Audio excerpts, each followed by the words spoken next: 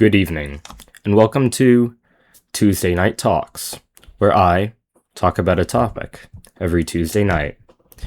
Today's topic is the Pocket Book of Quotations, conveniently arranged by subject with an index of authors from ancient to modern times, hundreds of subjects and themes, alphabetically listed A to Z. This is the acclaimed collection of the world's most important, most stirring, and best-loved quotations. The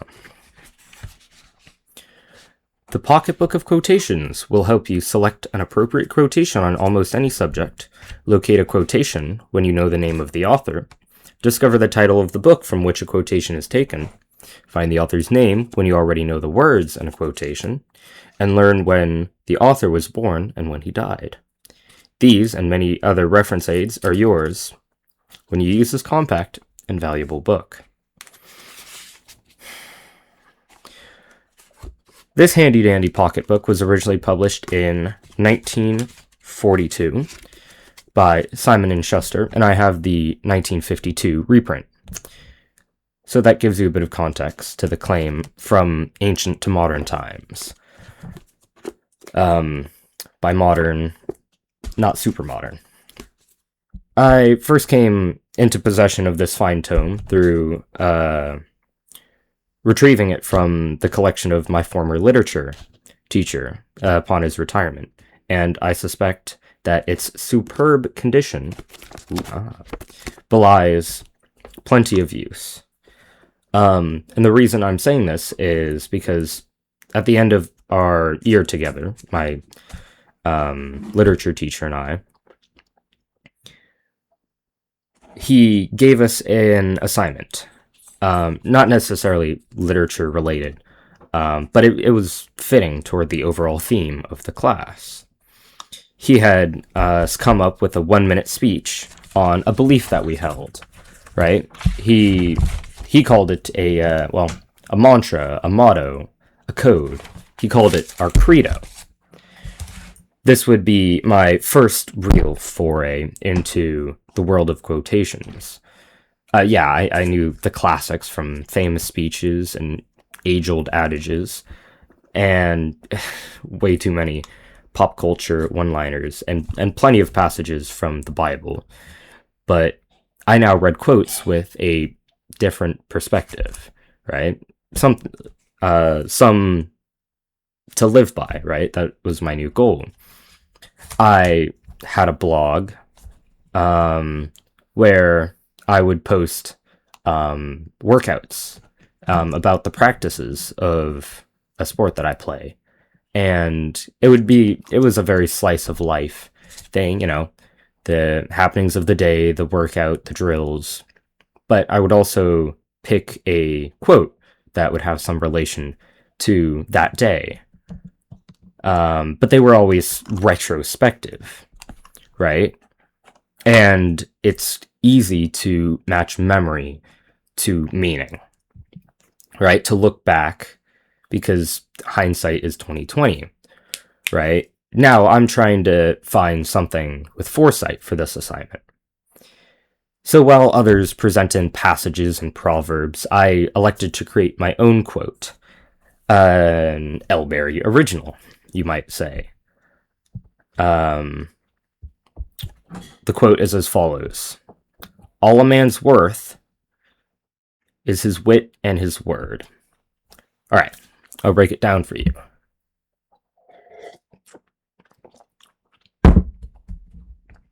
Our identity and sense of self-worth are often determined by material and societal things, right? Think money, status, power, affluence, that sort of thing, right? What you have, what you can do. These are all things that, they have value, not necessarily inherently, but because we've all agreed on it. And all things that you can lose, right?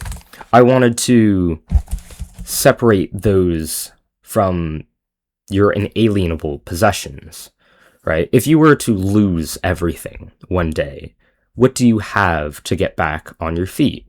Your skills, knowledge, abilities. Your wit is your ability to adapt, right? To think on your feet and to learn. Your name also becomes your word in a sense. I wanted to add your name as a third option, but when I thought about it, it's your reputation that precedes you, right? When I give you a promise, that's my word, that is part of my wit. It's what you know and what you can and what people can trust that you will do, right? Your wit and your word. Or sorry, your reputation becomes your word, right? So it's what you know and you can do and what people trust you will do.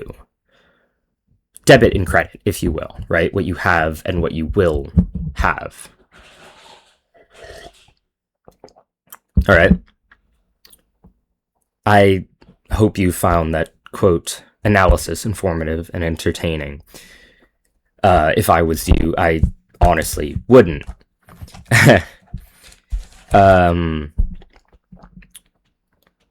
Because over my education so far, I've had to dissect not dozens, probably more like hundreds of quotes, right? I've deconstructed them, looked at their author, their diction, their rhetoric, their exegence, all these sorts of things throughout not just English classes, but history classes and various others as well. I've learned that most say but eloquently, or in so many words, what most people just understand is true. Most popular quotations are hyperfluous, I've learned. And now, bearing that in mind, I would like to go back to pop culture dialogue, which I knew too much of. This one is from Ninjago. It's from the Tournament of Elements, or right before it, when the ninja are boarding the boat that'll take them to Chen's island. And Sensei Garmadon says, I swore I would never return to this place, because Chen was his former master. I swore I would never return.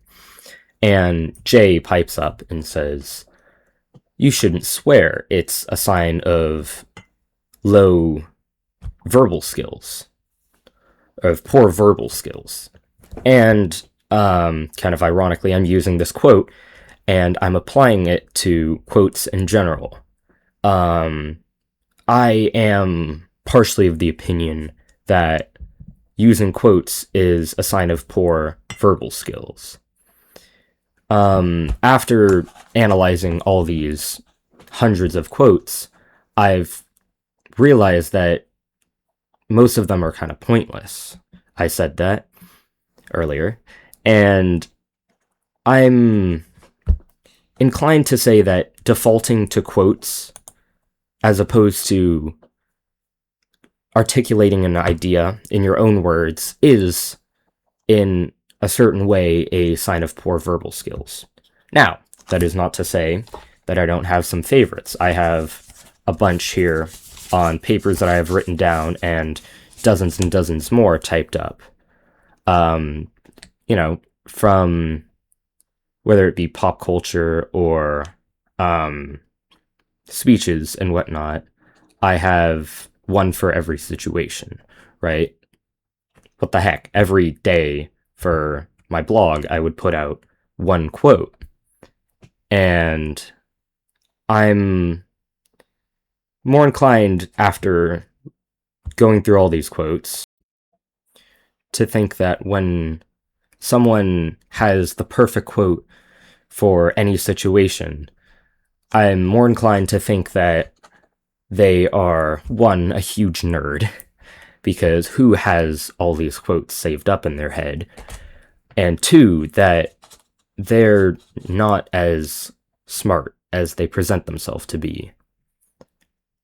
Yes, they might be well educated, but I'm not going to say that they're super smart.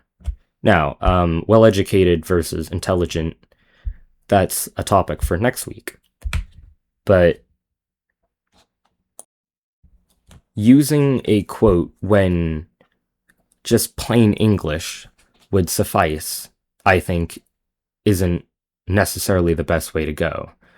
Like, for example, I have here a quote by Dr. Jordan Kane: "For no cradle lasts forever, every bird must learn to fly." And yes, that's very beautifully said, and it's a metaphor, um, relating something beautiful to real life. But everyone understands that you gotta grow up someday. There's actually another Ninjago quote from that Wu says, um, if I recall, it goes something like, "There comes a time when we must all grow up, and when we grow up, we must not forget the lessons of our childhood, because that's our childhood is our training," right? That all says the same thing, and I'm sure if I looked, I could find, 10, 20 more quotes on growing up and that sort of thing.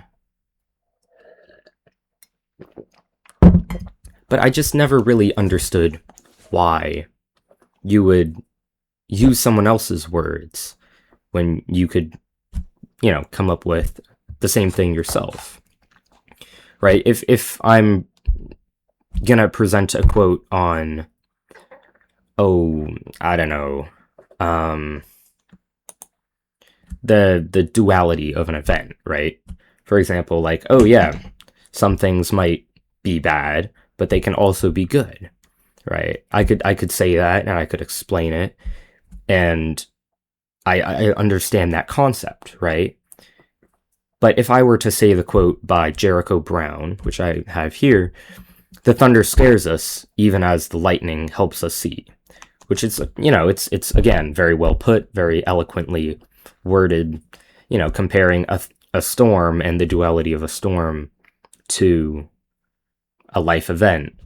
But in order to think that quote and be like, that quote would be very applicable to, what's going on in my life or someone else's life right now, I would understand inherently that, events have contain multitudes, right? They're very dual, right? Not everything is good and bad. They can be simultaneously good and bad.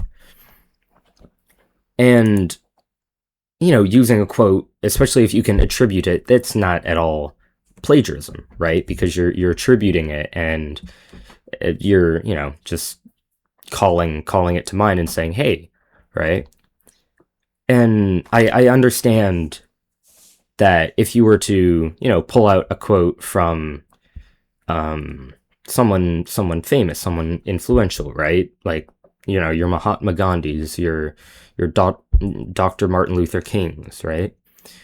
Those words would carry more weight than, Joe Blow, than you saying it, right? But why do you need someone's words or someone's name in order to give your advice or your take credit, right? Why do you need the weight of someone important in order to get your point across?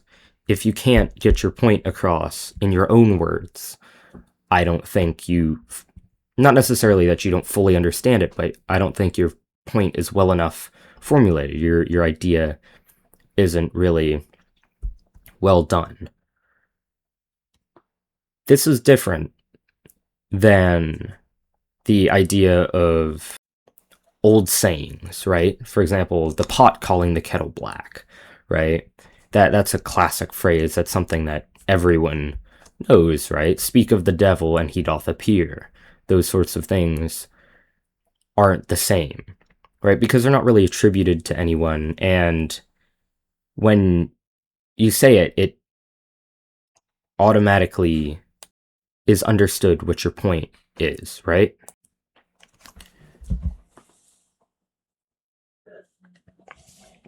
Sorry.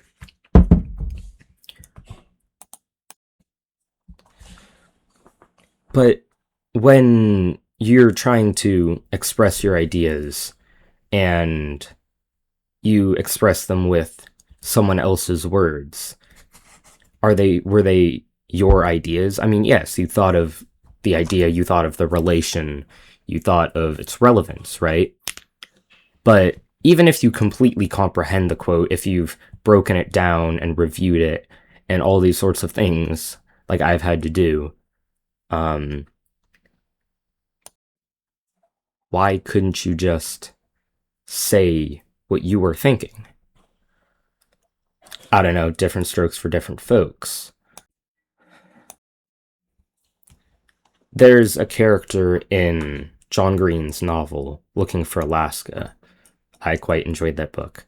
Where the main character, Miles, he's he's obsessed. Well, not obsessed. His one of his main character points is last words, famous last words, and those are quotes, right? Maybe not as well thought out as an excerpt from a speech or something that's pulled out of a book, but they are still last words. And he talks a lot about their irony, right? And how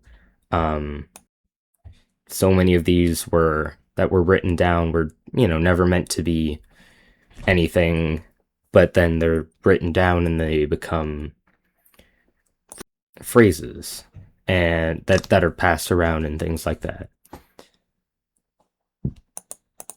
And I don't know, I see where he's coming from to an extent, but I think my point still stands that if you're pulling out an excerpt or a last words that correspond to your situation, why not just say what you mean?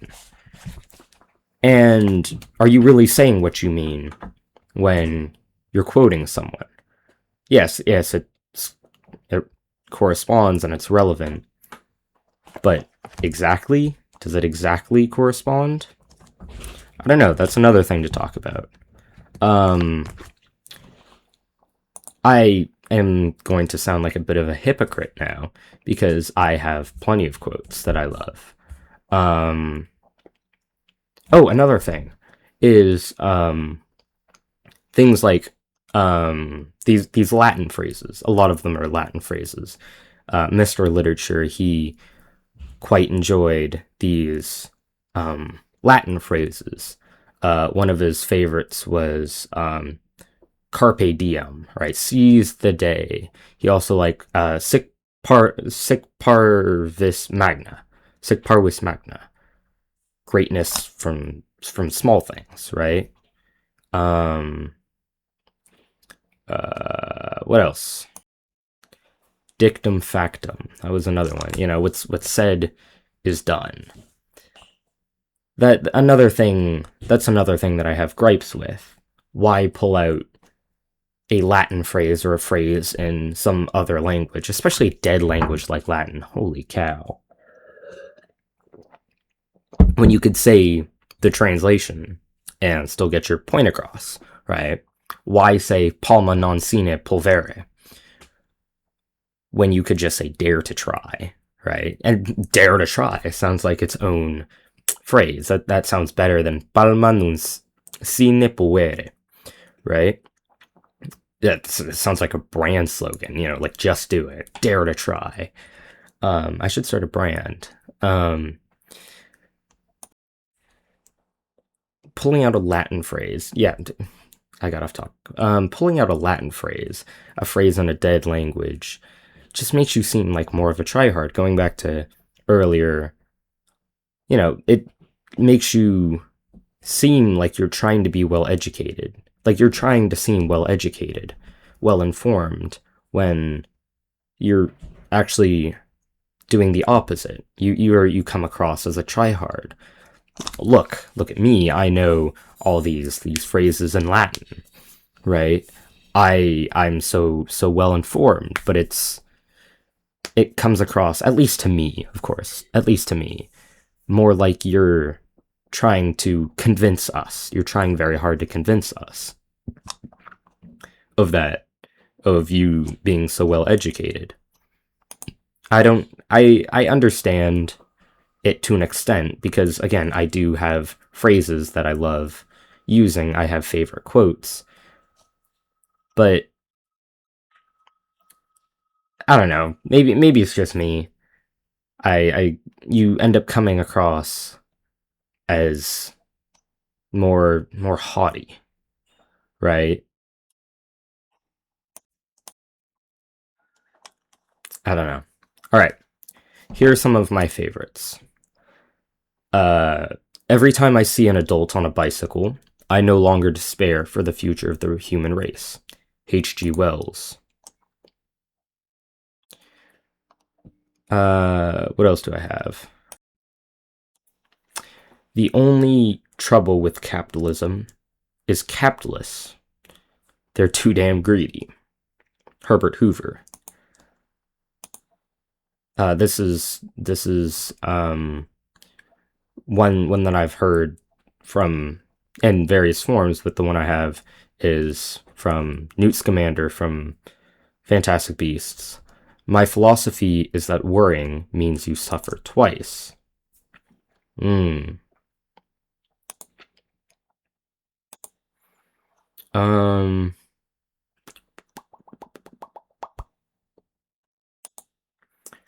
When tyranny becomes law, rebellion becomes duty. Thomas Jefferson. And probably one of my favorites is by probably my favorite overall is from Timothy Neville. Romanticizing death is what life is all about. I quite like that one. You know, it's about how life would have no meaning unless you die. And your thoughts, in my opinion, don't have much meaning unless you can say them yourself. Which is kind of my gripe with AI, and maybe I'll talk about that one in another different video. But, yeah. This has been the Pocket Book of Quotations. And this has been Tuesday Night Talks.